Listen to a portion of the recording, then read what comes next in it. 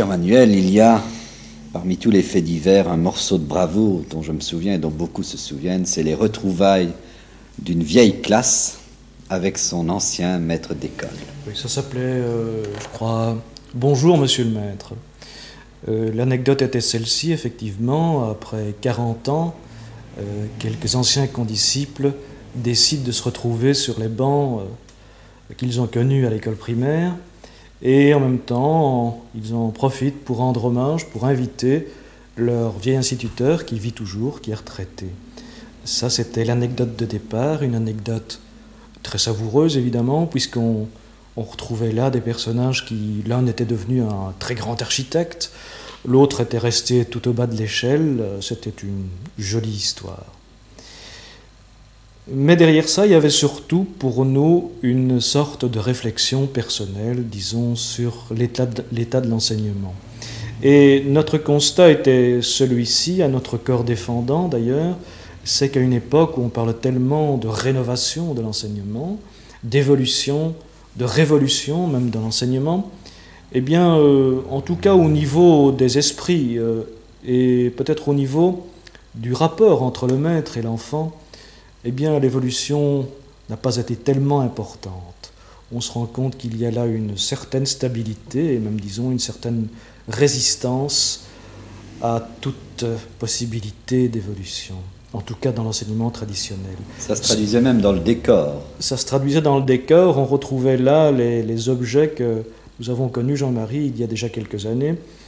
La même plante verte, la même affiche. On atteint le mieux Tongres par chemin de fer, vous voyez, avec la statue d'Ambiorix, je crois, c'est une très vilaine affiche. Le même monument aux morts, les mêmes odeurs de bonne soupe et d'oiseaux empaillés. C'était ça, et il n'entrait pas dans ce constat de notre part, entendons-nous bien, une idée satirique, en tout cas vis-à-vis de l'instituteur. Au contraire, on pensait que notre émission pouvait être aussi une sorte d'hommage, un peu comme les anciens rendaient hommage à leur vieux maître, une sorte d'hommage de notre part à ce métier qui est parfois décrié, qui est trop peu payé, comme vous le savez, qui est parfois injustement décrié. Donc il n'y avait pas d'intention satirique de notre part. Et alors pour ce qui est du personnage central, le vieux maître, il a pu apparaître à certains qu'il avait certains aspects un peu démodés, peut-être un peu folkloriques, démodés peut-être en effet. Mais ce vieux maître était plein d'une telle foi dans l'enseignement, plein d'une telle dignité qu'il en restait tout de même un personnage très extraordinaire, même s'il apparaissait parfois qu'il appartenait à un autre siècle.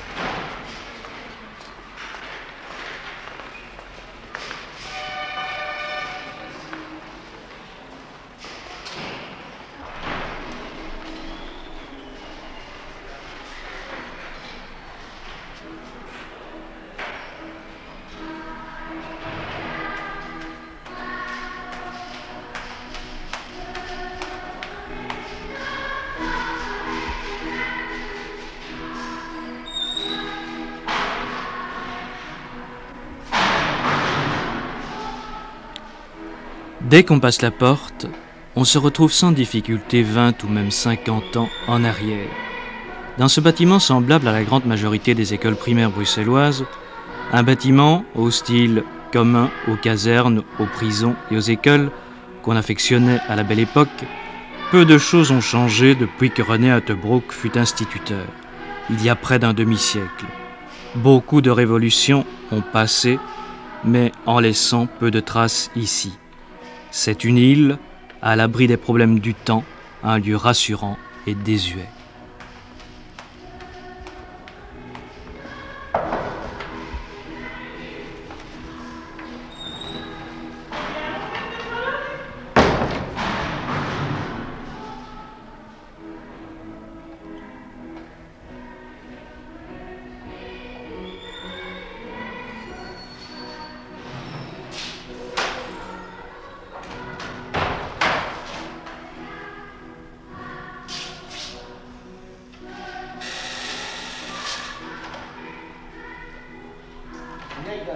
Monsieur Heuterbrook, eh bien, ça me fait bien plaisir de vous voir. On m'avait annoncé votre visite et je vous retrouve à peu près tel que je vous ai connu. Ça, c'est de l'exagération. Non, pas du tout, pas du tout.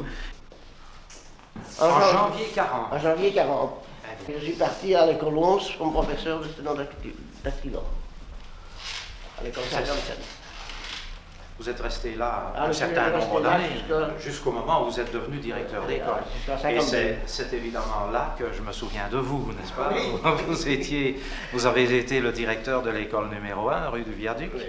Et c'est là que je vous ai eu comme directeur. Maintenant, voyez... Vous êtes ici? Je suis ici. J'ai été directeur ici pendant 3 mois.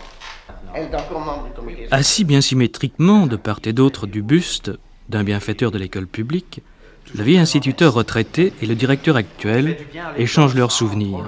C'est un grand jour pour René Heuterbrook. Il retrouvera tout à l'heure les anciens élèves de la classe qu'il a conservés pendant 6 ans, il y a 40 ans déjà. Ces gamins, comme il dit, il en a conservé un grand souvenir. Mais ils ont aujourd'hui 50 ans et il n'est pas certain qu'il pourra les reconnaître.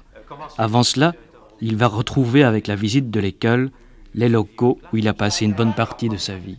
Le hasard, simplement le hasard. J'ai commencé cette classe et j'étais le plus jeune de l'école. Et ici, c'était tous les vieux. N'est-ce pas? Alors, chaque année, il y en a un qui est parti à l'école Charles Janssen. C'est eu M. Beuys d'abord. Il y a eu Gosset qui faisait la 2e année et qui était un très très vieil instituteur, épouvantablement. C'était le vieil instituteur bruxellois avec un accent terrible. N'est-ce pas? Enfin, il était ici. Il faisait du bruit de temps en temps. Comment? Puis, il était sale. Il faisait la 2e année. Et c'est lui qui s'absentait très souvent. Hein, moi, j'avais la charge des élèves en plus. Alors, le POM a demandé son changement pour l'école préparatoire. Et puis, la mère a demandé son changement pour l'école préparatoire. Ça faisait chaque fois une place. Il fallait donc grimper avec les élèves. C'était un peu la règle, voyez-vous. Ouais. Ah, Pierre Lenz. Pierre Lenz, ça. Et bien, pourquoi est-ce qu'on ne l'a pas remarqué? Il m'a cependant suivi jusqu'à la fin, Pierre Lenz. C'était un peu le vilain coco de la classe, ça, non? C'était le plus difficile de la classe. Il m'a suivi jusqu'à la fin. Comment est-ce qu'il était difficile Le caractère. Caractériel. Un peu ça. Un peu ça. Regardez, celui-ci, il est professeur d'Ascarbeck, mais on m'a dit qu'il n'y était plus, je sais pas. Ah, le petit de crème. Oui, le petit de crème, oui. C'est sûrement pas resté petit. De celui-là, je n'avais plus beaucoup de souvenirs, mais sur la photo, je le reconnaîtrai encore. Vous croyez que les mauvais élèves vont venir aussi à la petite fête, là? Comment? Vous croyez que les mauvais élèves vont venir aussi à la petite fête? Ah, non, mais j'en sais rien. J'en sais rien. Il faut demander ça à de Wisery, qui probablement s'en est occupé. Parce que je sais que oui, de crème, je me souviens très très bien, Delcourt également. Vous pouvez le reconnaître, là, de crème?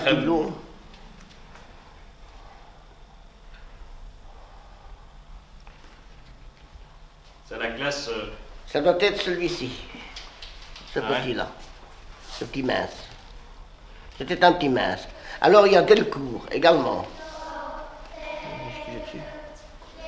Celui-là, je ne l'ai plus vu non plus. C'est difficile de reconnaître parce que ceux qui sont derrière sont tellement petits. N'est-ce pas? 1, 2, 3. Les spectateurs applaudissent le magnifique défilé. Très bien. Bon. Dans la première phrase, d'abord, que recherche-t-on d'abord, Colbert? La base. Très bien. Qu'est-ce que la base, Dino? Le mot principal de la phrase. Très bien. Et pourquoi est-ce le mot principal de la phrase, Eric Andekerk? Parce qu'il dit ce qu'on fait. Il dit ce qu'on fait. Très bien. Qui va poser la question pour la première phrase? Eric Fallis? Très bien. Que font les géants? Marche. Très bien. En quelle couleur on souligne? En rouge. Très bien. Permettez que pour une fois, monsieur le directeur, ce soit monsieur Heuterbrook qui nous fasse faire... Ah, mais certainement, il connaît certainement encore les lieux. Ça ne va pas l'air d'avoir beaucoup changé. N'est-ce pas? Mais je ne sais pas si je vais vous conduire là-bas tout de suite. Il y avait déjà le monument patriotique à votre époque, là. C'est-à-dire que... Oh! Ah oui, ça existait. Ça existait parce que c'est de la guerre 14-18. Et moi, je suis arrivé ici en 26, n'est-ce pas? Mais ce qu'il y avait ici au milieu un soldat. Un soldat... Une statue. Oui. Mais qui est une reproduction, bien entendu, oui. C'était du plâtre, hein, bien entendu. Hein. Il y en avait dans toutes les écoles. Et il y avait un soldat de la guerre 14-18 qui était là. Et à quel endroit exactement Ah, ici, là. Ici, avec un petit espace, n'est-ce pas? Ici. Il y avait un soldat. Et il servait à quoi, ces soldats Ben, écoutez, après la guerre, on n'était pas très patriotes. Alors, la commune avait fait placer dans toutes les écoles une reproduction d'un soldat. L'a fait par je ne sais plus quel sculpteur. Alors, vous racontiez que lorsque vous aviez 75 élèves, il y en a qui arrivent, vous voyez, c'est une petite classe maintenant. C'était pas comme ça de votre temps. Le rang était plus long, c'est ça? Les jours où par accident, j'avais 75 élèves. Hein. Il ne faut pas croire que ça arrivait tout le temps. Il fallait que l'instituteur soit malade, enfin, et qu'il ne vienne pas un jour. Bien qu'il soit un peu plus malade, qu'il ne vienne pas 8 jours. Mais si ça durait plus de 15 jours, alors on envoyait un intérimaire. Il était malade souvent, votre collègue? Très souvent, parce que c'était sa dernière année. Vous savez, on aurait bien voulu s'en débarrasser. Et le rang était long comment, alors? Alors, moi j'étais en haut de l'escalier, n'est-ce pas? Et je surveillais mes élèves qui descendaient. Et quand ils étaient 75, ils allaient à peu près à l'autre escalier. Mais il fallait les serrer alors, parce que... Ah, il fallait être un peu serré alors. Il fallait serrer. Mais écoutez, ça c'est une question de discipline, vous savez. Vous avez des gens pour qui la discipline, ça va tout seul. Sans crier, sans... Et alors vous en avez d'autres qui n'auront jamais de discipline de leur vie. Et ceux-là, je les plains. Les élèves de M. Berger, voulez-vous vous mettre en rang?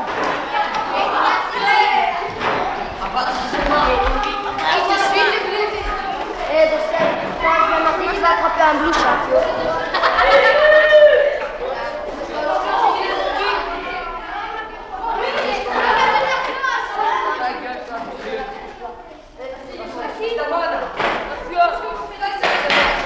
Tu veux aller en classe? Dépêche-toi.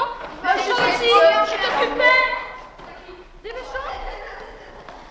Doucement, hein? Écoutez, je vais m'occuper la semaine prochaine. Voulez-vous vous mettre par deux, s'il vous plaît? Et je vous prie d'entrer et de ne pas faire de bruit. Entrez.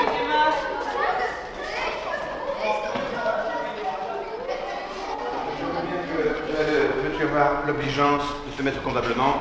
J'aimerais bien que tout le monde croise les bras et que tout le monde le regarde. Henrik, mon petit, mets-toi convenablement. Nous y sommes. Taisons-nous.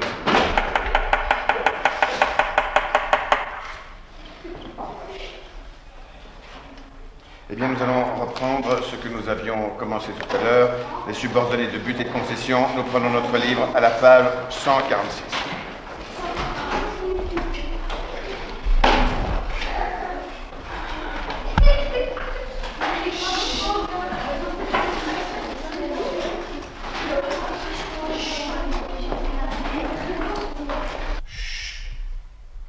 Nous savons donc que la subordonnée de concession, c'est bien qu'il soit tard. Mais je m'occupe de la principale. Il a le temps d'écrire. Écrire, verbe à l'infinitif. Nous allons réfléchir. Voulez-vous analyser, écrire? Le temps, c'est un nom. Le temps d'écrire. Analysons écrire. Dan. Écrire, mode infinitif. Mode infinitif. Complément déterminatif. Complément déterminatif ou complément du nom. Complément de quel nom? Complément du nom temps. Bon, alors nous passons à la phrase suivante. Quels que soient ses efforts, il ne fait aucun progrès en dessin. Tu es attentif? Quelle est la subordonnée de concession dans cette phrase-ci? J'attire toujours votre attention sur le mode employé dans la subordonnée de concession. De manière. Quels que soient ses efforts. Quels que soient ses efforts. Quel est le verbe employé, mon petit garçon? Quels que soient ses efforts. Son frère? Soit. C'est le verbe être. À quel mode? Subjonctif. À quel temps? Présent. Il ne fait aucun progrès en dessin. Je voudrais qu'on m'analyse maintenant, pardon. Écoutez, c'est pas simple. Moi, je vois le mot progrès, qui est un nom. Or, au nom progrès est ajouté le mot aucun. Aimance, c'est par ici, hein. Analysons aucun. Béqueffi. Adjectif indéfini. Se rapporte au nom progrès. Se rapporte au nom progrès. Eh bien, mon cher ami, à travers toi, je félicite toute la Hongrie. Voilà un garçon dont la langue est le hongrois et qui pourtant reconnaît immédiatement un adjectif indéfini. Ça me fait le plus grand plaisir. Vous disiez tout à l'heure que vous étiez quelqu'un d'important en ce moment-là. Bon, Vous étiez quelqu'un... oui. C'est-à-dire que les gens nous considéraient. Les parents nous considéraient. Vous étiez quelqu'un qu'on saluait dans la rue. Qu'on saluait dans la rue, oui. C'est-à-dire les gens qui vous connaissaient, bien entendu. Les parents d'élèves, les anciens élèves, etc. Tout ça, vous saluez. Et vous disiez encore, quand ils venaient de Wallonie, bonjour, monsieur le maître. Bonjour, monsieur le maître. Ah, moi, je dis qu'on a dévalué la fonction. Pourquoi? Nous avons toujours écouté. Nous avons toujours été en but à tous les bureaux, qu'ils soient de l'administration communale, des ministères. Nous avons toujours été en but de ces gens-là, parce que nous avions 2 mois de congé, nous avions 15 jours à Pâques, nous avions 5-6 jours, n'est-ce pas, à la nouvelle année. Et de temps en temps, un congé quelconque, soit une conférence, on avait congé l'après-midi. Et ça, on nous en a voulu pendant très longtemps. Pas nous qui l'avions demandé. C'était le règlement. On n'entrait pas dans la carrière pour avoir 2 mois de congé. Les fameux 3 mois de vacances. Ah, les fameux 3 mois de vacances, c'est exact. Nous avions 3 mois de vacances. Seulement, je mettais au défi, je remis au défi n'importe quel employé, aussi intelligent, aussi résistant qu'il fût, de faire école 2 ans de suite sans congé. Bon, distance 1. En position fixe, on est bien aligné. Distance 1. Marc, ne mange pas maintenant dans la cour pour la manger, mon garçon. En position fixe, distance 1. En position fixe, avancez. Pas trop vite. Ne prenne pas sur sa quartier, Eric. Allez, avance. Avancez.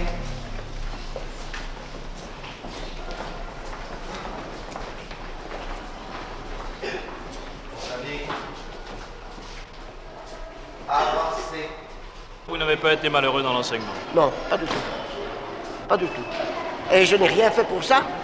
Et je ne pourrais même pas dire, n'est-ce pas, comment il faut s'y prendre pour avoir de la discipline. Parce qu'on enseigne ça dans les écoles, mais tout ça est théorique. La discipline, vous l'avez ou vous ne l'avez pas. Et vous l'avez par votre attitude devant les enfants. Vous devez vous respecter, mais vous devez aussi respecter les enfants. Vous devez être sévère du regard quand il le faut, et être doux du regard quand il le faut également. C'est le regard qui est important? Pour moi. Vous ne pensez pas que c'est le regard qui est important dans une classe? Le regard, oui, son attitude. L'attitude générale et le regard. Et moi, j'ai toujours dit ceci à des jeunes collègues, parce que m'est arrivé de donner tout de même des conseils à des jeunes collègues. J'ai toujours dit ceci. Quand vous êtes devant votre classe, n'est-ce pas, regardez vos enfants bien. Et regardez leurs yeux. Et quand vous donnez une leçon, regardez leurs yeux et vous verrez celui qui ne comprend pas. Ça se voit. Parce que le regard devient vague. Il n'a plus l'air de suivre. Tandis que celui qui comprend, il est attentif. Et il vous regarde. Alors vous savez, vous, intervenir auprès de celui qui ne comprend pas. Parce que, surtout chez les petits. Parce qu'ils sont trop timides que pour demander quelque chose. Et c'est vous qui devez découvrir celui qui ne marche pas. Mais écoutez, vous voyez un élève au fond de la classe qui fait le saut. C'est inutile de vous lancer de l'estrade, s'il y a encore des estrades, je n'en sais rien, de se lancer de l'estrade et de courir chez lui. Qu'est-ce que vous allez faire? Tous les autres vont s'agiter. Mais non, allez-y tout doucement. Qu'est-ce qui te prend, hein? On peut une fois passer à la cour de récréation d'abord, puisqu'il est le... avant autre chose. Bonjour, monsieur. Bonjour, monsieur. Je me demande si vous la trouverez changée, cette cour. La cour? Oui. Je ne vois pas ce qu'on aurait pu changer à la cour. Ah, nous allons voir. Il y a 50 ans, quand j'ai commencé ma carrière, raconte René Hottebrook, je gagnais 250 francs par mois. C'était un beau traitement pour l'époque. Si l'on multiplie par l'indice du coût de la vie, dit-il, on devrait arriver aujourd'hui environ à 25 000 francs. Mais les instituteurs actuels, en début de carrière, ne gagnent pas la moitié de cette somme. Ça va calmer tous les diables. Oui. Ça, écoutez ça. Et ça, c'est parce que la cour est couverte. Ah oui.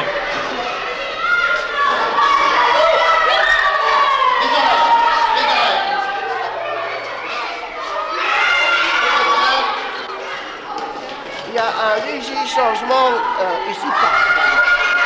Ici, il n'y a rien de changé. Ça existait de mon temps. Continuez à jouer. C'est ça, qu'est-ce que c'est cette histoire? Ah, ce sont les toilettes, là, ce sont les installations sanitaires. C'est changé, ça. Ça c'est changé. Ça c'est bien. Je vais te tuer.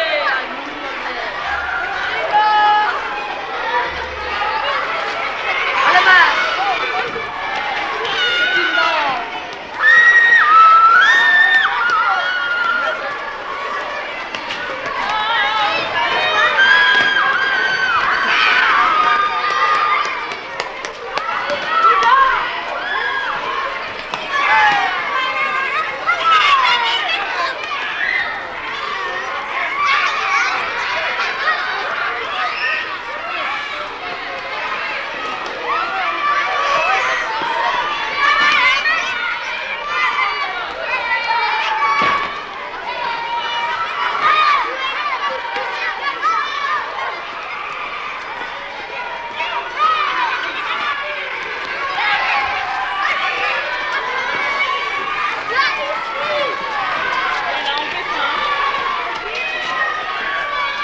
Le recrutement est devenu extrêmement difficile, n'est-ce pas? Lorsque nous commençons une année scolaire, nous souhaitons avoir dans les écoles de garçons, principalement bien sûr, des éléments masculins, et il n'est pas toujours possible d'en trouver, et c'est l'explication du fait que vous trouvez dans des écoles assez bien de personnel féminin. Évidemment, les parents parfois réagissent mal à cette situation parce qu'il y a une sorte de préjugé qui veut que chez les garçons, enfin, les dames aient moins de poignes que les hommes.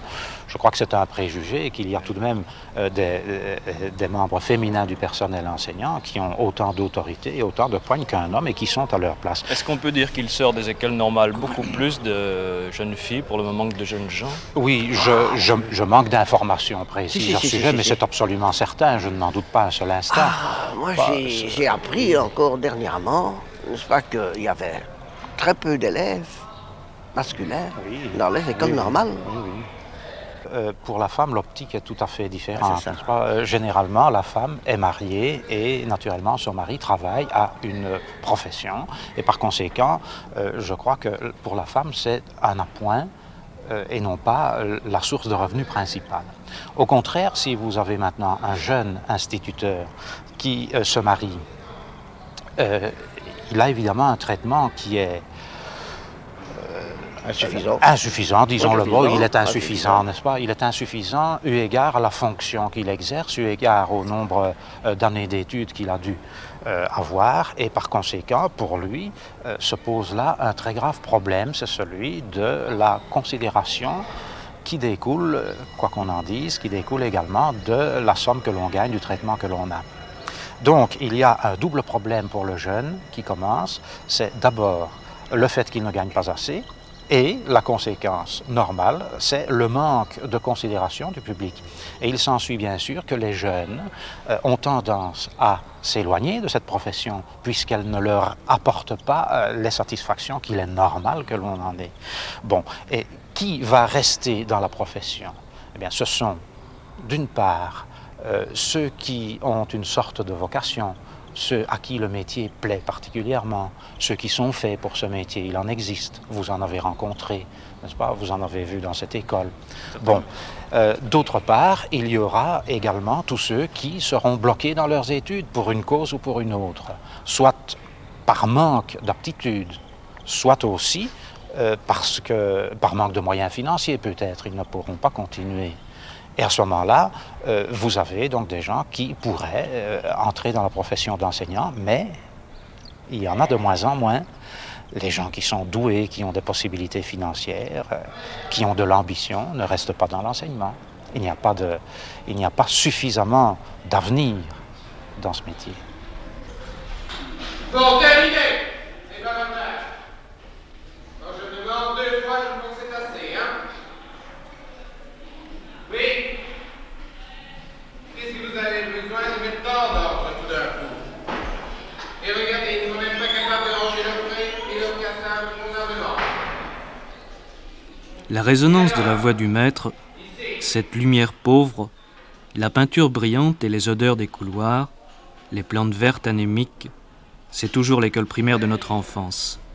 Lieu désuet, merveilleusement désuet diront certains, scandaleusement désuet diront d'autres.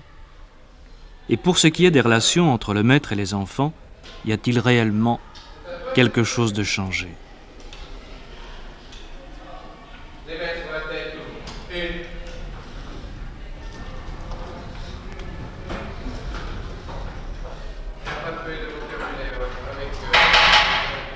Il y a un côté répressif, il y a une question de discipline. Vous êtes resté dans l'école, ici vous voyez comment ça marche. Il y a certains qui adhèrent et encore des choses. C'est obligatoire à cause des locaux, ça c'est une chose.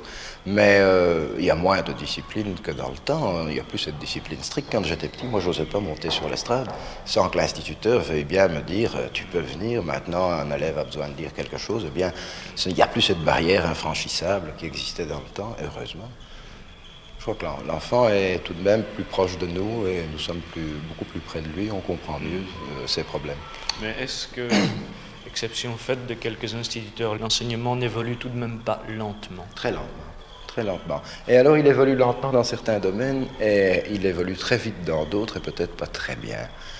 Il est évident que quand pendant 30 ans ou 25 ans on fait la même chose et qu'on a appris à le faire comme ça, on n'aime pas changer.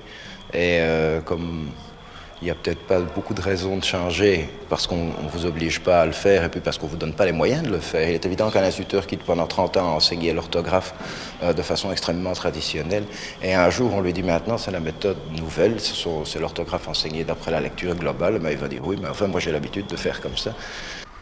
Vous avez la vocation? Je ne sais pas, j'espère, je crois oui. Mais c'est un métier magnifique, c'est un métier extraordinaire, vraiment. Enfin, je crois que pour moi, c'est tout de même un des plus beaux métiers qui existent au monde. Est-ce que la vocation ne se fait pas un peu rare? Je ne crois pas. Je crois qu'elle se fait pas rare. On voit dans les jeunes instituteurs des gens qui adorent l'enseignement et qui tout de suite arrivent à produire un travail qui est très constructif. Évidemment, il y a toujours... On parle beaucoup de l'instituteur qui n'a plus la vocation qu'il avait dans le temps. Peut-être les conditions matérielles ne lui permettent plus de l'avoir, parce que tout de même, il y en a beaucoup qui doivent travailler en dehors de ce qu'ils font. Et il faut bien dire qu'au point de vue culturel, on n'a pas beaucoup de moyens de se cultiver. C'est un reproche qu'on adresse souvent aux instituteurs, un manque de culture. Mais enfin... Justifié? Oui, justifié peut-être jusqu'à un certain point. Il est évident que ni les études normales, traditionnelles comme elles ont été jusque maintenant, permettaient une culture qui est permise aux universités. L'ouverture d'esprit n'est peut-être pas la même, mais je crois que si on leur donnait des moyens et des possibilités de se cultiver, ben, ils ne demanderaient pas mieux, on ne demanderait pas mieux. Des moyens, vous voulez dire le temps ou l'argent? Le temps peut-être pas, parce que le temps on l'a, à condition qu'on ne doive pas faire autre chose pour gagner suffisamment d'argent, puisqu'on n'en gagne pas suffisamment. Autre chose, des leçons particulières? Des leçons particulières, ce qui est le plus fréquent, mais aussi il y a pas mal d'instituteurs qui font un deuxième travail le soir, enfin, ça existe, rien à faire. Pour arrondir leur fin de mois? Bien sûr. Bien sûr. Même pas leur fin, je dirais leur demi-mois. Parce que c'est... Enfin, il est évident que quelqu'un qui commence actuellement dans l'enseignement, je crois que vous avez vu d'autres instituteurs, gagne trop peu pour vivre si sa femme ne travaille pas. Enfin, net, moi, j'ai 10 ans d'enseignement. Net, j'ai un peu moins de 13 000 francs. C'est tout de même dramatique. Enfin. Votre femme travaille? Oui. Dans la même profession. C'est vrai qu'à deux, on en sort, mais enfin, avec les enfants, etc., on ne roule pas sur l'or. Ça, c'est certain. Je crois que le fait que l'instituteur, et en général tous les instituteurs, aiment beaucoup leur métier et que le métier est passionnant, empêche peut-être qu'on ait des revendications trop directes. Et comme quand on n'a pas de revendication trop directe, en général on ne fait rien, n'est-ce pas, on dépend tout de même de l'État, eh bien on continue à végéter gentiment tout en adorant ce qu'on fait. C'est peut-être un peu ça. Et puis il y a une certaine pudeur aussi. C'est pas agréable de faire une grève quand on a des enfants qui attendent dans une cour. Ça ne va pas, enfin. Hein? Je sais pas, l'un dans l'autre. Peut-être une sorte d'éducation qu'on nous donne à l'école, où on nous fait croire, où on a raison d'ailleurs, que ce métier est un métier de dévouement et auquel on doit faire face à toutes circonstances. Fait qu'on n'ose pas beaucoup faire la grève. À chaque fois qu'il y a eu un mouvement de grève, il a été au fond très vite avorté. Est-ce que le genre de travail effectué, je veux dire, ce travail dans une certaine forme de discipline, dans une certaine forme d'esprit, est-ce que tout ça n'est pas dépassé par les conquêtes de la pédagogie? Oui, je pense. Il est certain qu'on ne donne plus, d'ailleurs. 68 Oui, d'accord, mais enfin, on ne donne plus de cours d'histoire comme on les donnait dans le temps. Heureusement, on allait... bon, on en donne peut-être encore, mais enfin, disons qu'il y en a de moins en moins. Mais on a découvert quelque chose il n'y a pas si longtemps que ça. On a fait un grand voyage, vous avez d'ailleurs eu un texte sur ce voyage. Et vous avez eu un texte sur ce voyage, il y avait des questions. Christophe Colomb. Ben oui, et qu'est-ce que Christophe Colomb a apporté à l'Espagne? Des choses L'Amérique, on l'appelait alors le Nouveau Monde. Donc non seulement il reçoit l'Espagne, mais il reçoit aussi la Sicile, la Sardaigne, le sud de l'Italie, et toutes les possessions du Nouveau Monde. Ça, c'est un fameux morceau qu'il reçoit en 1506. C'est pas fini, c'est pas fini. Il y a encore des gens qui vont mourir dans sa famille, malheureusement, pour eux, mais heureusement pour lui. Il y en a encore un. Maximilien. Il sera encore mort, il va malheureusement mourir aussi. Il va mourir en 1519. Donc, en 1519, qu'est-ce que Charles Quint reçoit? L'Autriche, la Hongrie, l'Empire d'Allemagne en général. Eh bien voilà, c'est pas si mal. Et cela en 4 années de temps. Et Charles Quint, en fait, était un prince foncièrement belge. Il était né à Gand. Il avait d'abord été... Il avait passé toute sa jeunesse dans les États, dans les Pays-Bas. Il avait une éducation... Bonjour, monsieur Berger. Bonjour, monsieur le directeur. Comment allez-vous? Ça va? Vous venez nous rendre une visite? Je viens vous rendre une petite visite. C'est gentil. C'est ça. C'est Vous gentil. pouvez vous asseoir, je vous remercie. Je vous permettez de vous interrompre quelques minutes? Je vous en prie, je vous en prie. C'est comme ça, n'est-ce pas? Vous avez été très gentil en vous levant pour me saluer, c'est très bien, ça prouve que vous êtes très poli. Alors, quelle leçon donnait monsieur? Une leçon d'histoire. Une leçon D'histoire. Ah, une leçon d'histoire, ça c'est intéressant. Tu aimes bien d'apprendre l'histoire, toi? Monsieur. Ah oui. C'est ce que j'aime le mieux. C'est ce que tu aimes le mieux? Ah.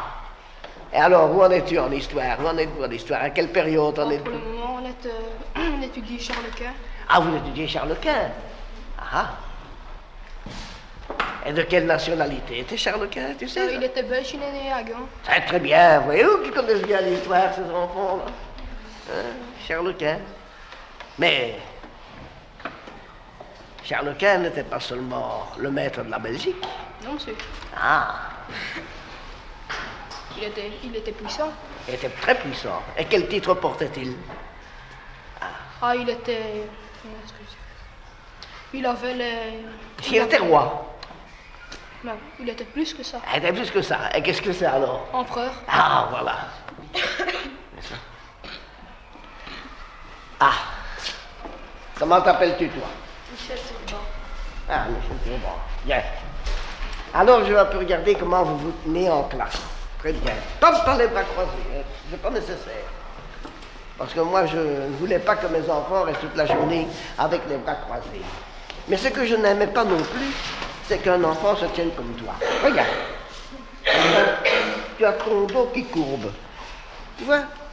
Si tu te mets avec les bras croisés, tu dois un tout petit peu plus écarter et tenir plus droit. Comme ça, tu respires bien. Si tu te mets comme ça, tu écrases tes poumons. Et tu ne sais pas bien respirer. Alors, les enfants, moi, bien souvent, j'arrêtais ma leçon et je disais à un élève qui se tenait mal, tiens-toi plus droit, n'est-ce pas? et mets-toi à ton aise. C'est pour ça que je n'exigeais pas les bras croisés, parce qu'en croisant les bras, on serre un peu la poitrine. Ça marche bien. Bon, écoutez, dans cette école... un petit peu, vous savez, un peu partout. Hein. Écoutez, mais dans cette école, on a toujours eu en général Ils sont des enfants en général. assez bien éduqués par rapport à d'autres écoles, bien entendu. Hein. C'est le quartier qui veut ça. Le quartier n'est pas mauvais. Moi, ce sont les plus belles années. J'ai eu 6 ans de suite les mêmes élèves ici. C'est exceptionnel, bien entendu. Oui, c'est assez rare, ça. Mais ce sont les plus belles années de ma carrière. Écoutez, l'école n'était pas aussi bien décorée hein, que ma carrière. Il nous manquait des... On faisait déjà entrer les enfants dans les classes comme maintenant? Écoutez, ça chacun fait à sa manière. Hein. Oui. Il y en a qui les font entrer à 2 à la fois, il y en a qui les font entrer comme ça. C'est une question... Moi, je les mettais à 2, l'un à côté de l'autre, comme ça, ils entraient par 2 pour aller à leur bord. Ils saluaient de la tête en passant devant vous? Le matin, mais pas la récréation. Pas en entrant dans la récréation. Le matin, on entre en classe. Comment est-ce qu'ils vous appelaient? Et alors, moi, oui.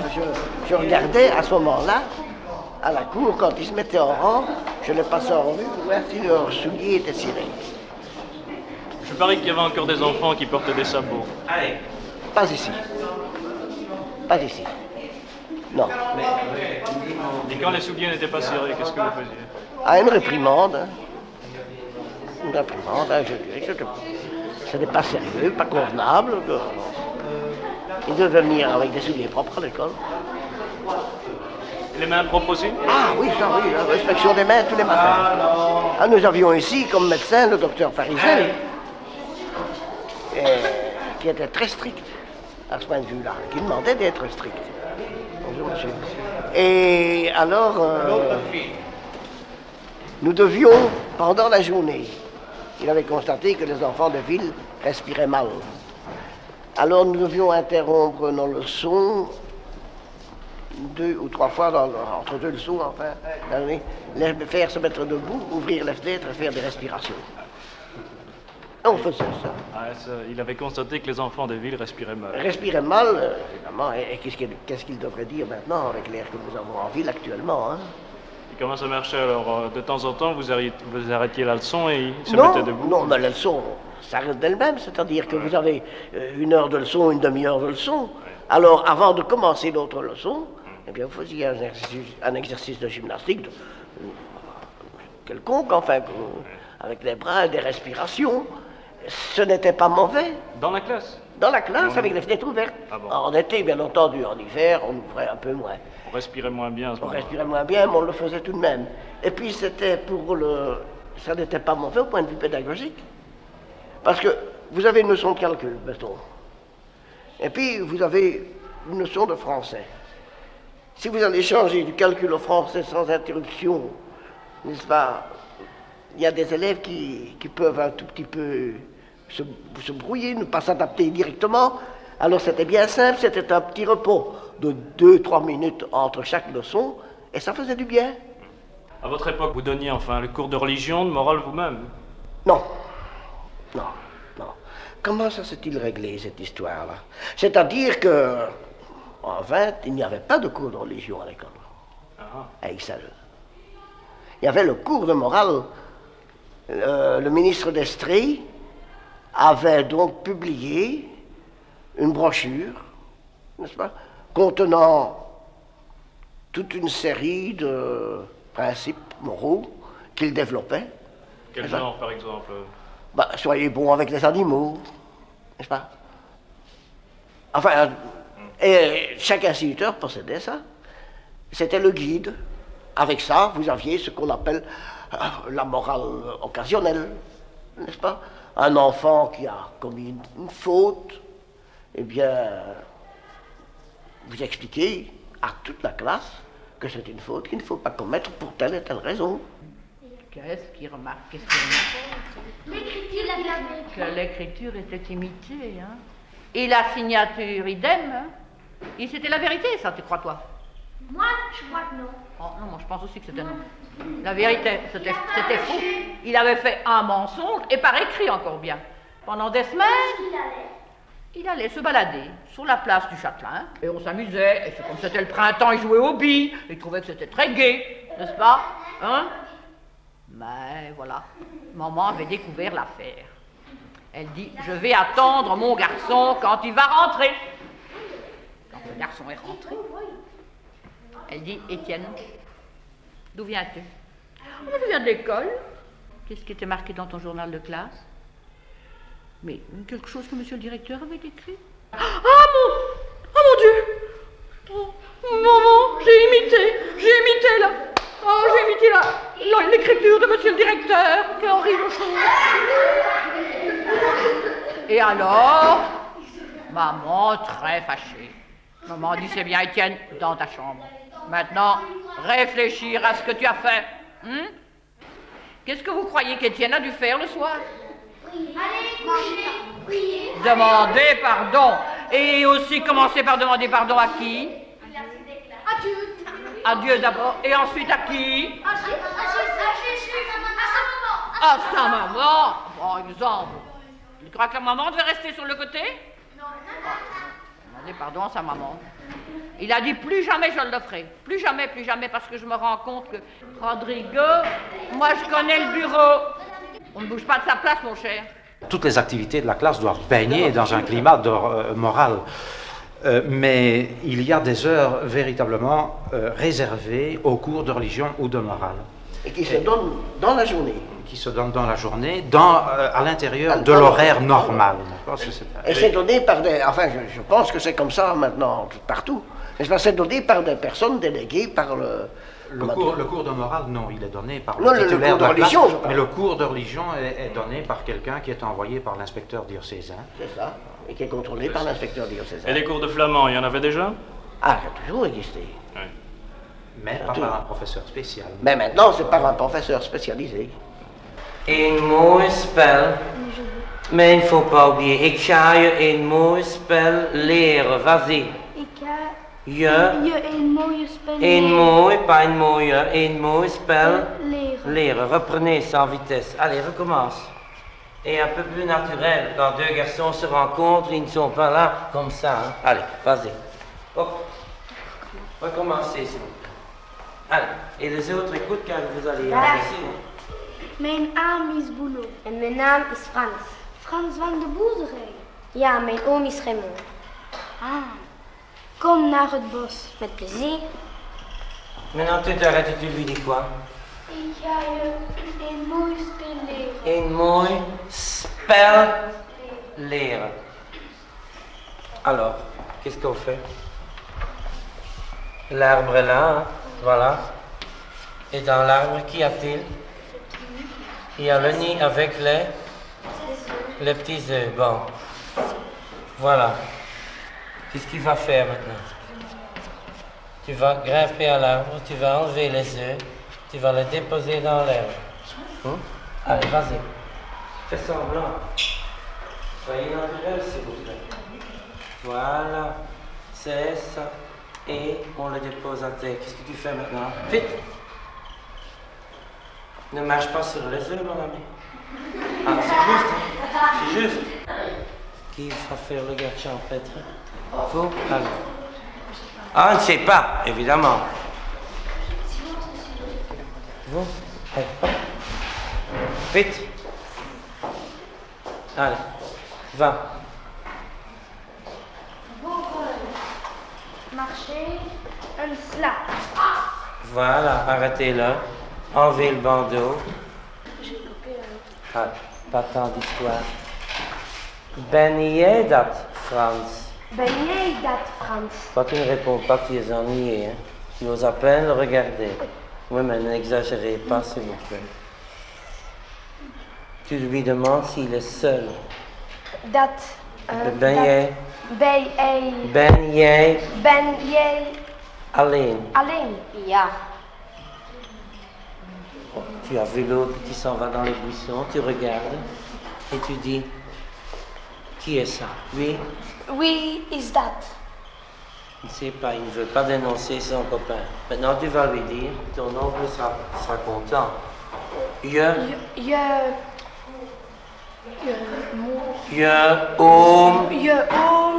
zal blij zijn. Zal blij zijn. Voilà. Allez à votre place. Ja, faites. Je peux vous interrompre un petit Oui, peu? je vous en prie. Qu'est-ce que vous pensez de la situation générale de l'instituteur dans le système social? Dans le système social? Ouais. Bon, c'est qu'on est. C'est-à-dire qu'on forme des tas de gens, qu'on leur apprend les choses essentielles, puisqu'un bon départ, c'est l'essentiel de la vie, qu'on est en considéré pour ce qu'on fait, enfin.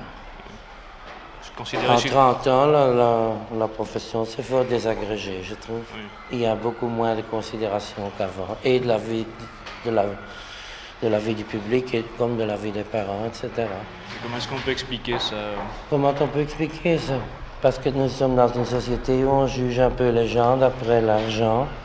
Et jadis, un instituteur, c'était quelqu'un qui gagnait assez normalement sa vie et qui était considéré comme quelqu'un dans un village. Par exemple, il y avait l'instituteur, le médecin, le curé et le notaire.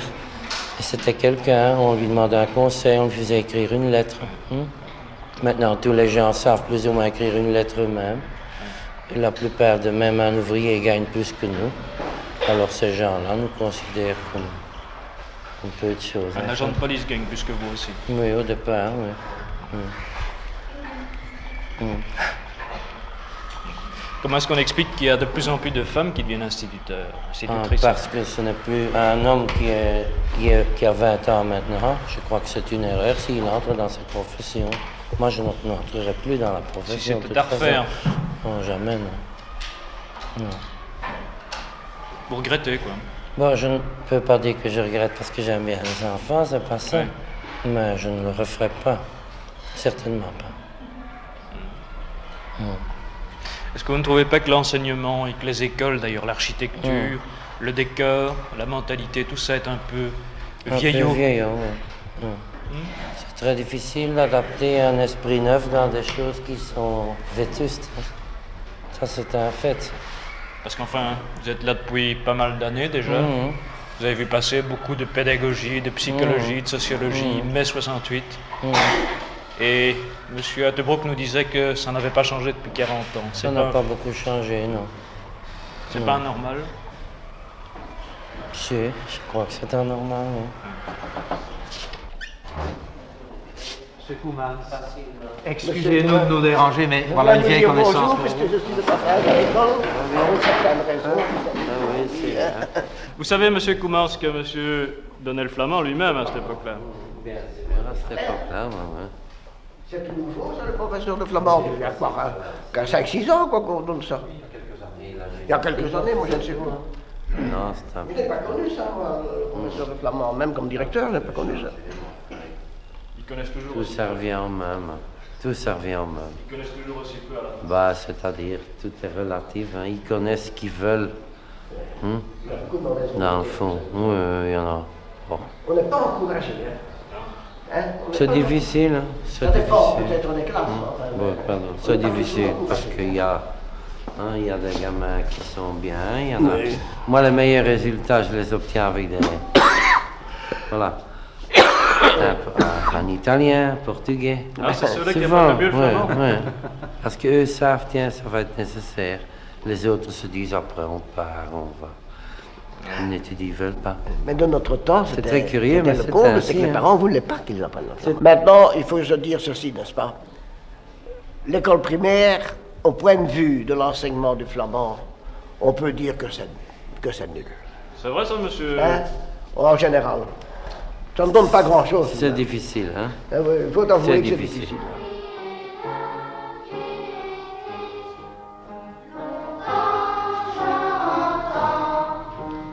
Yeah.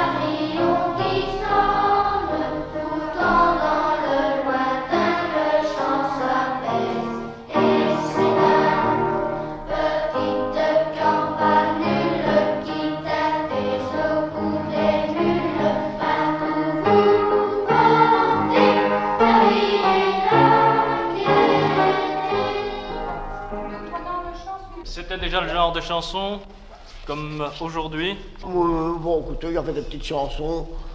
C'est-à-dire que ça dépend, le professeur de musique existait tout de même, n'est-ce pas? Ouais. Les enfants avaient des cours de musique. Ouais. Alors, il leur enseignait des chants, et puis ils devaient faire des chœurs pour le prix, etc. Et la Brabançonne? Oui, évidemment. Et vers l'avenir, et tout ça, on chante. Quand il y avait tellement d'enfants, on donnait un coup de règle de temps en temps, alors? Non. Non? Non. Jamais donné un coup de règle. Je trouvais ça inhumain. Pas sur les enfants, mais j'entends sur le... Ah, ça, oui, c'est ici, ça. Avoir du silence, il faut bien faire quelque chose pour avoir du silence. Oui. N'est-ce pas? Ça, il faudrait s'il y avait du brouhaha. Vous savez ce qui arrivait, n'est-ce pas? C'est que vous racontiez une histoire qui était agréable. Les enfants riaient, n'est-ce pas? Mais alors, il y en avait qui exagéraient. N'est-ce pas? Au lieu de rire posément, de rire, ils riaient aux éclats, et puis à un certain moment, évidemment, ça durait trop longtemps. Alors... Chantez pour vous. Pardon? On va chanter pour vous, voilà.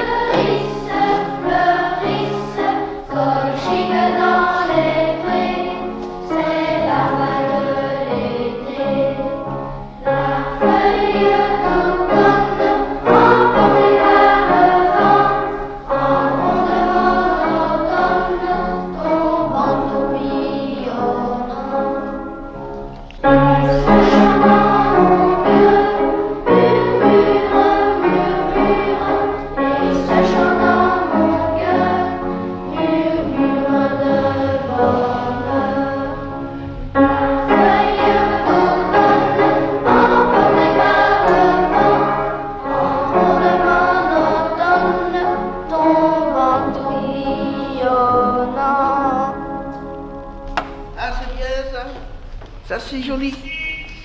Et c'est agréable à entendre et ils savent bien chanter. Je suis sûr que madame ou mademoiselle, je ne sais pas, est très heureuse de pouvoir vous apprendre à chanter. Hein? La musique, c'est une belle chose, vous savez. C'est pas un peu émouvant pour vous de retrouver ça? Bon, écoutez, je suis blasé. Non, ça me plaît beaucoup, mais... ça m'émouvra plus quand j'aurai mes anciens. Ah, ça c'est autre chose, ça. Parce que les retrouver après 39 ans, ça c'est beaucoup. Bonjour Jacques. Monsieur, comment ça va? Je peux vous embrasser à cette occasion? Bon, oui. Ben, les voilà, tiens. Oui, je vois, je reconnais. Stapels, Souris, qui est mort d'ailleurs, notre camarade. Ah oui. On ne les voit pas, on ne se connaît pas tellement bien. Hein. Mais ça, c'est Stapels. Clarisse. Pas Stapels, ça? Je suis celui qui a le plus changé. Je vais vous rafraîchir la mémoire. Arlon. Comment? Arlon. Ça ne vous dit rien? Un jour, pendant une projection, on montrait la grande place d'Arlon, et vous m'avez dit, élève, un tel. Vous ne reconnaissez pas votre ville? Je ne reconnais plus. Personne ne l'a reconnu d'ailleurs. D'accord. Wetz. Ah, oui. Très heureux. Oui. Et moi aussi, je suis heureux. Ben, après aussi longtemps, c'est formidable. Il faut bien penser qu'ils ont tous quitté, qu'ils étaient quoi, comme ça, hein, minces. Ah, oui. Moi, j'étais le plus mince. Et monsieur aussi, hein, c'est l'élève. Oui. Si. Ah non, je ne reconnais plus. Prenez de crème. Ah, mais le nom, oui. Sur la photo, là, je vous reconnais. Hein. Ah oui? Oui, là, je te reconnais sur la photo. En tout cas, se remémorer comme ça nos années de jeunesse, c'est formidable. Fantastique. Ah, ça c'est gentil d'être venu. C'est vraiment, l'idée est splendide. Mais qu'est-ce que tu fais, toi, dans la vie, maintenant? Eh bien, momentanément, je ne fais plus rien. Ah? Déjà pensionné? Rentier pour le moment. Et toi? Ben, j'ai monté une petite industrie. Et ça va? Oui, on vend de la machine-outil. Tant mieux. Je suis très content de l'apprendre. Ils ont tous bien réussi, hein, monsieur? Mais lui, Il était mince quand il était jeune, hein? Il est encore mince. C'est ça? Oui, il est encore mince.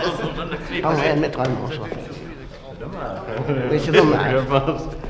C'est Louis Delcourt. Je ne sais pas. Si Ben, c'était encore un mince. Ah oui, hein. C'était encore un mince. Il était, c'est vrai, moi je me rappelle de ses enfants quand ils avaient 11, 12 ans, et ils étaient gros. Non, mais il y en a encore qui sont devenus plus gros que moi quand même. Ah oui. Ne me regarde pas. Non, c'est pas ça. Enfin, il n'est pas mince. Non. N'est-ce pas? Moi je me rappelle ça, évidemment. Bonjour monsieur Deveau, comment allez-vous? Que je suis heureux de vous voir. Bonjour Jacques, comment vas-tu? C'est formidable, hein? C'est extraordinaire. Rappelle-moi ton nom. Jean-Marie Wetz. Très heureux. Oui, c'est ça, comme ça. Et lui? Ah oui. Il est caché là derrière. Comment on va? Vous connaissez La dernière chose, celui-là. Comment? Oui, en effet, certainement. Robert Pierre. C'est Robert? Oui, certainement. Enfin, monsieur Debroux, le premier de la classe. Ça, c'est Vous le ne comble. connaissez pas, c'est pas Ça, c'est le comble. Moi, j'ai toujours Robert comme ça dans les yeux. Oui, c'est ça. Hein? Et un peu plus maigre. Et un peu plus garni. Tu as bien marché au ministère, toi? Qu'est-ce que tu es maintenant exactement? Et je suis demeuré dans le secteur de l'enseignement primaire. Tiens. Je suis directeur de l'administration de l'enseignement primaire. Ah, Monsieur Debroux. ah, il me semblait bien. Oui, ça c'est Clarisse. Un plaisir. Ça c'est Ça me Clarisse. fait grand plaisir. Mais la dernière fois que je t'ai vu, tu avais de la moustache. C'est exact. Parmi les autres élèves, il était assez grand. Et puis, il avait un type nerveux, là. Hein, et des muscles. Très nerveux. Ça, je ne dirai pas maintenant. Vous entendez ce qu'a dit Jean? Vous entendez ce qu'a dit Jean? Vous étiez bagarreur? Ah, il se laissait pas faire. Il se laissait pas faire. C'est Il une était chose que vous bien. n'avez pas oubliée non plus, ça. Oh, il y a tant de choses que je n'ai pas oubliées. On ne s'en rend pas compte, mais au fond, ce sont les plus belles années, les années primaires. Oui, ce sont les très belles années. Oui, bien sûr. Comment faire dans le précis. Après ça, c'est le travail qui commence. C'est ça qu'on a fait les primaires, on va l'étudier. Et alors, on est suivi par le Ah oui, ça c'est celle que j'ai trouvée chez moi. Tu te retrouves là-dessus? Enfin, moi je suis occupé à voir. Hein. Ça voit, j'ai reconnu Jacques Isaïe ici, hein? Ouais, ça bien. Et ici, là, comment il s'appelait encore L'Alpenstock, le petit béret alpin et le sac au dos. Évidemment. Votre bagarreur ici, vous savez ce qu'il est devenu? Oui. Qu'il le dise lui-même. Il est bien dans son rôle. Il est commissaire de police. Il est bien dans son rôle. Voilà encore quelqu'un. n'exagérons Ça, c'est Marcel, je crois. Ça, c'est Marcel, oui. Ah, voilà Marcel. Voilà notre promoteur. Bonsoir, Marcel. Bonsoir, Ça va? toutes mes félicitations de vous retrouver en aussi bonne forme ce Moi, soir. je te remercie d'avoir fait cette réunion, d'avoir retrouvé tous ses camarades, avec l'aide de... Oh oui, bien sûr, Jackie. tous. Ah, voilà, lui, c'était Jackie. Hein? C'était Jackie. Et ben voilà. Ah, en plan courant, là. La tête me dit quelque chose. Mais, Forcément. non, écoutez, je dois dire que je n'ai plus la mémoire à bout. Prenez Stapels. Comment que je croyais qu'il était blond. Eh bien, oui, j'ai changé. Comment allez-vous, monsieur Tebou? Et toi? Je suis vraiment bien content de vous voir. Je dois te féliciter. Oui? Et je crois qu'au nom de tous tes camarades, je peux te féliciter. Eh bien, c'est gentil. N'est-ce pas parce que tu es devenu un architecte très important dans le pays. Eh bien, c'est gentil. Et tu as construit de belles choses. Nous vous devons ça, en grande partie. Non, c'est vous qui nous n'exagérons avez pas. mis sur la voie. N'exagérons pas. N'est-ce pas, moi j'ai fait mon devoir, je vous ai éduqué comme on peut les éduquer les enfants de première en 6e année, mais il y a tout le reste. Bien sûr. Mais seulement, Vous nous avez je dois fait- reconnaître que je vous ai fait travailler. Ça, c'est vrai. Ça, c'est vrai. Me rasseoir. Mais ici, non, ici, je ne me souviens plus qui était à côté de lui. Mais je sais que Robert était ici. Hein? C'est comme ça, hein? Mais toi, tu es presque toujours resté là. Ça, oui, j'étais très Presque stable. toujours, tu étais très stable, hein? Alors, attends. Staples se remue en personnage, donc tu n'étais pas au dernier banc. Presque. Non, à l'avant-dernier ou le précédent. Et tu avais derrière toi le cher camarade Pierre Lenz. Exact, je vois Hein? Monsieur Hedrock nous a confié que vous étiez un peu difficile. Mais il avait Pierre Lenz derrière lui. C'était fort sollicité, l'enfant. Ben écoutez, dans une classe, il en faut des remuants. Hein. C'est pas qu'il était en remuant, vous savez, c'est pas ça, mais de temps en temps, il avait un fou rire comme ça. Je ne sais pas pourquoi. C'est peut-être Pierre Lenz qui l'avait influencé, ou un autre, ou quoi. Hein. Il était un peu farceur, disons. Hein. Oui. Un peu farceur. Tu viens de ça, toi. Et il ne se foulait pas. Toujours première classe avec Fernand Souris comme Fernand Souris comme ça. C'est exact. Et voilà. Voilà Georges. Voilà. Ah Monsieur Hedrock, très heureux de vous voir. Oh, Quel changement. Nous sommes déjà revus, nous. C'est exact. Nous sommes déjà revus encore.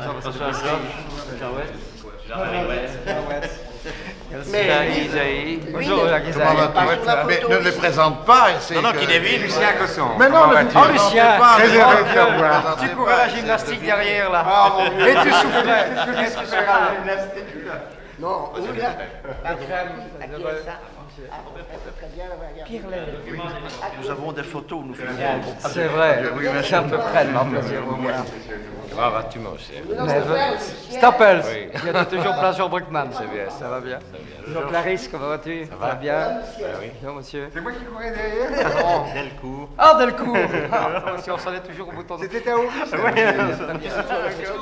Non, À Delcourt, on sonne les boutons de sonnette. De toutes les portes.